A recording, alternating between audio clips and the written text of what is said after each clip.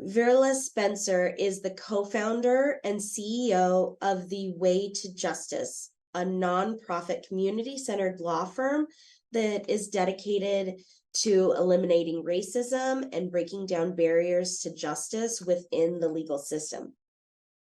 The Way to Justice is a full-service firm providing post-conviction work, driver's relicensing services, as well as youth empowerment and community outreach. Every client's story is different, and the services each client receives at The Way are tailored to their needs. For Virla, this work is personal, as her own experiences led her to volunteer with AmeriCorps VISTA in 2010, where she worked with clients who, like her, could not find jobs or housing because of their pasts. In many ways, Virla's service with AmeriCorps laid the groundwork for a lifetime of service to her community. Her passion and dedication to the work stems from her desire to help individuals in the community create change for themselves and their families. Because of the heart she brings to her work, Virla has been recognized as an award-winning activist. In 2013, she received the Perron Prize, a Spokane-based prize awarded to community members 40-ish and under who are actively making a difference in the community. Most recently, she received the 2023 YWCA Women of Achievement Karl Maxey Racial and Social Justice Award, which is awarded to women dedicated to eradicating racism and upholding racial and social justice values in their work. So with that, welcome, Virla. It is an honor to be here today with you all for the 30th anniversary of AmeriCorps. I can only imagine how many lives have been changed or how many lives have been saved through service. As I share my journey of just how far I've come, I want to encourage you all that the impossible can become possible and that you have the power to break the chains of poverty if you choose to answer the call of service. As I thought about what I was willing to share with you all, I struggle with that because looking back to a dark past and somebody's pain is hard. But I need for you all to understand my journey.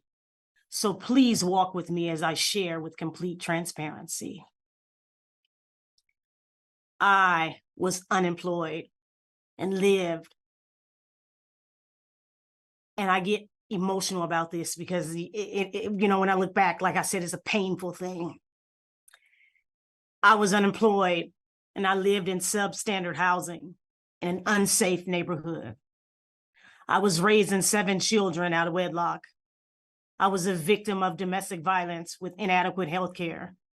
I had food insecurities and many sleepless nights from stress and worry. I was broke, broken, and weak. And I felt spiritually wounded from all the trauma and all of the many afflictions I have suffered. Living in poverty was emotionally draining. I was a living definition of poverty. A person in poverty is someone merely trying to survive, and I was trying to survive. I was desperate for a change. I wanted a life that only one could dream of, and I didn't know how to begin to dream of that life. However, I hoped that maybe one day my breakthrough would come, that one day my breakthrough would come. And indeed, it was on the way. I enrolled in a DSHS state assistance program that required me to look for a job in order to maintain my cash assistance. I started volunteering at a local nonprofit law firm for a 6-month work experience. I met a woman there who presented me with the idea of becoming an AmeriCorps for the firm after my work placement was over. I knew nothing about an AmeriCorps, but I was told that this was an opportunity that would prepare me for a life of service, and I definitely didn't know what that meant. I was also told that I would receive a monthly stipend and some kind of educational credit.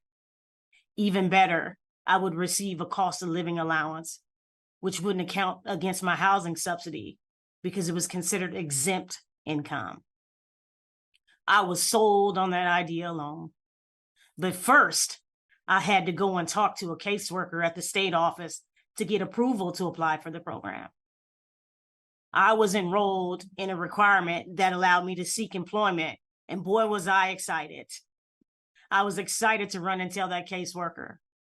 But unfortunately, because the AmeriCorps didn't meet the criteria for employment, I was told that I needed to go find a real job. I was crushed. I dropped my head down low and I walked to my car. And when I got inside of my car, I cried. And I cried and I cried and I cried. As I cried, I called a different caseworker. I told her about the opportunity to become an AmeriCorps and how I believed that it was a saving grace to change my life. She told me that I needed to apply for the AmeriCorps position, and this was the part of life that I needed to learn what it meant to make a sacrifice. So because I was encouraged, I applied to become an AmeriCorps.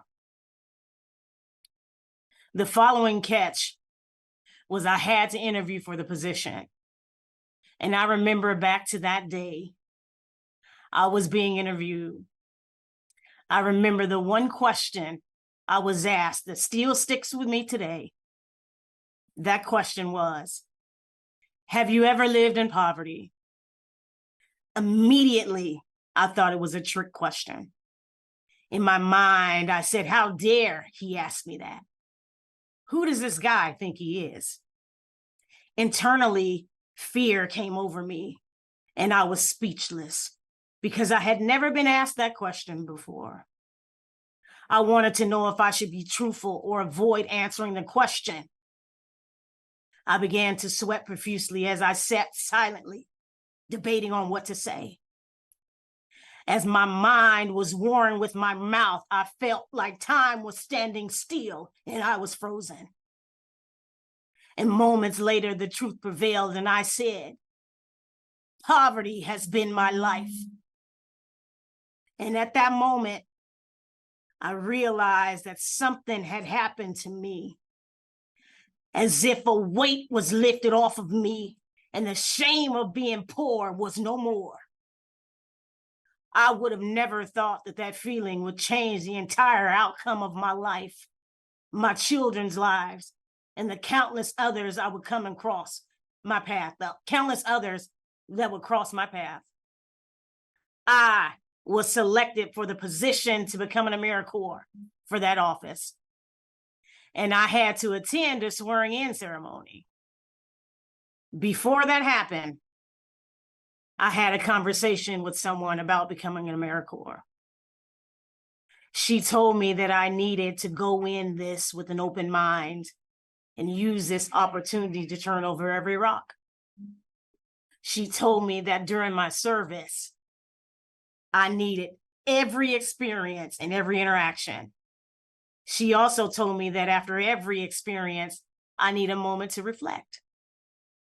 She told me I needed some note cards and I needed to have them in my bag. After every event, after every community interaction, after every conversation I had with someone, I needed to reflect by writing it down. I needed to write my feelings out and I needed to be able to describe what I observed in that moment. She also told me that after my year of service, she said that my cards would paint the picture of what I was supposed to do for the rest of my life. Eventually, I flew to Spokane, from Spokane to Oregon for the ceremony. While there, I met some incredible people who were just as eager as I was to become an AmeriCorps member.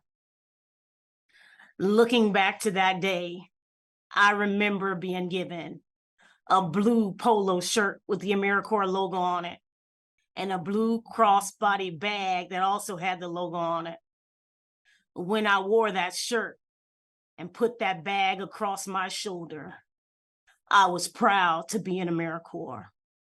And I was grateful that someone would take the time out to make sure that I could represent AmeriCorps to the fullest. This was my first lesson I learned of ownership. I took that pledge that you all will be taking today. And this was the first time in my life I pledged a commitment. And later I would learn what that meant. Now this is where the real work began. I was an outreach coordinator. I was given a platform to go out into the community, to talk, to listen, to show compassion, and provide direct service in community building. I was taught a different way to help fight poverty by helping the organization expand its capacity to make change while gaining professional experience to learn leadership skills. I was excited. I learned how to use my talents to strengthen my community and other communities I was welcomed in. I realized just how much power a community would have, and it would also give me the ammunition that I needed for a lifelong impact. I was meeting individuals on the sidewalks where they stood. I was going into homeless camps, serving them coffee and donuts. I participated in the National Day of Service in the community with the cleanups and serving the seniors at Meals on Wheels. I had even gone to women's shelters, building them up where they were torn down, and I had became their beacon of hope. I even encouraged a woman to become an AmeriCorps member who came straight out of the shelter into a life of service. These were the places and spaces throughout the community that I felt most comfortable in. I learned how to be compassionate. It taught me how to build trust. I learned how to network with fellow AmeriCorps members, individually and collectively. As we took turns having dinner at each other's homes, this was the first time I had ever eaten spaghetti with meat and with wheat pasta noodles. And boy, was it good. This was also the first time that I had ever gone to someone's house for dinner. Those moments of dinner felt like I was a part of the AmeriCorps family.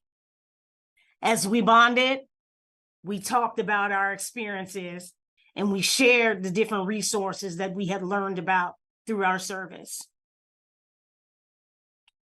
My year of service was one to remember. I decided to challenge myself in the last month of my service. For 31 days, I would walk up to a different person, introduce myself, and tell them that I was an AmeriCorps. And then I would ask them to take a picture with them. My goal was to meet 31 different people in 31 different days with a simple act of kindness. And yes, I met my goal. This is when I knew that I had answered the call of service.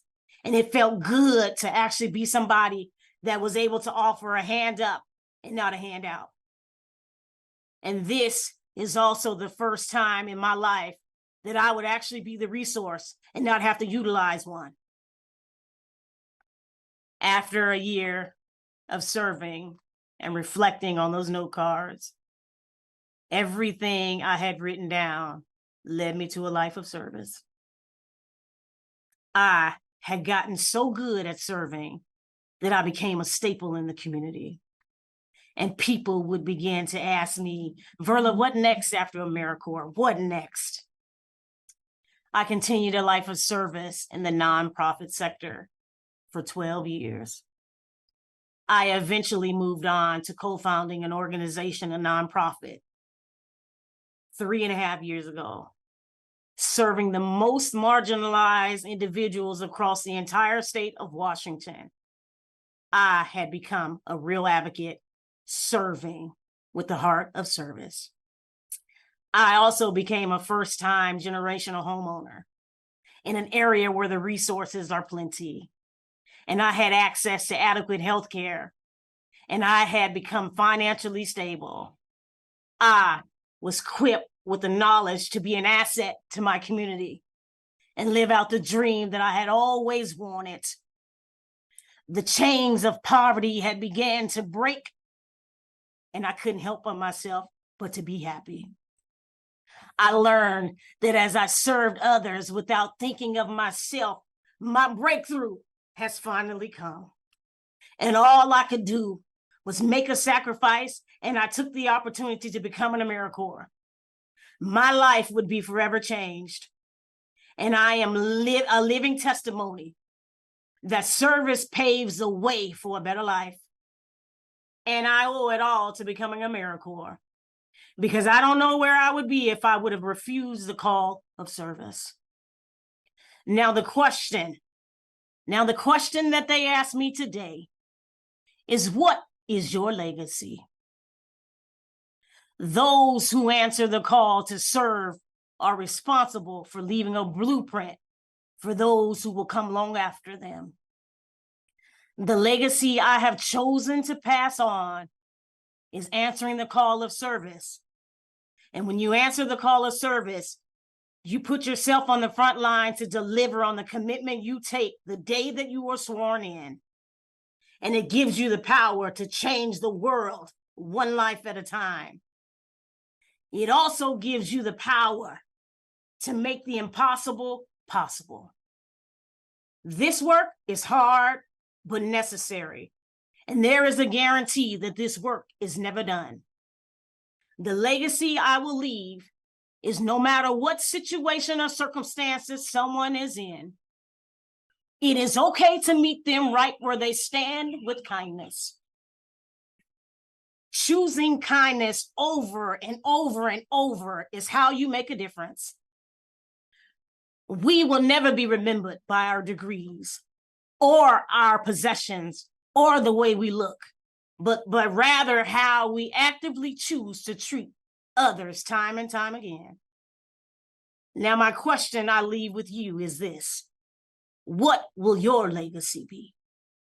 Faced with adversity, will you persevere and carry the commitment you will take today beyond your service?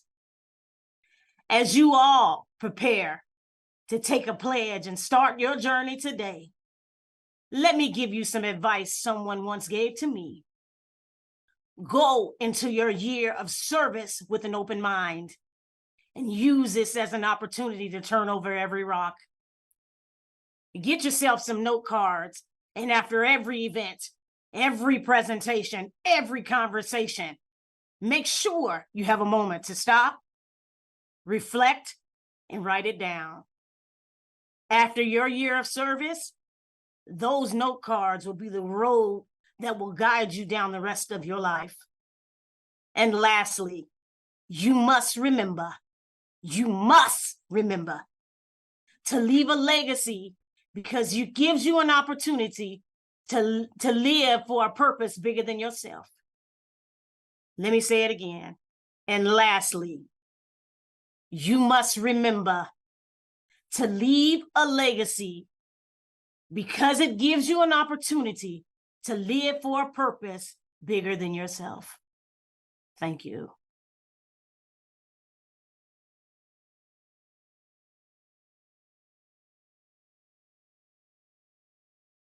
Okay, wow.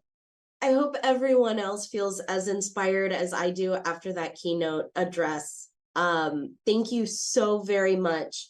I wrote down a bunch of notes. I loved it when you said giving people a hand up, not a hand out, and that service led to, or service equipped you to be an asset to your community. I love that.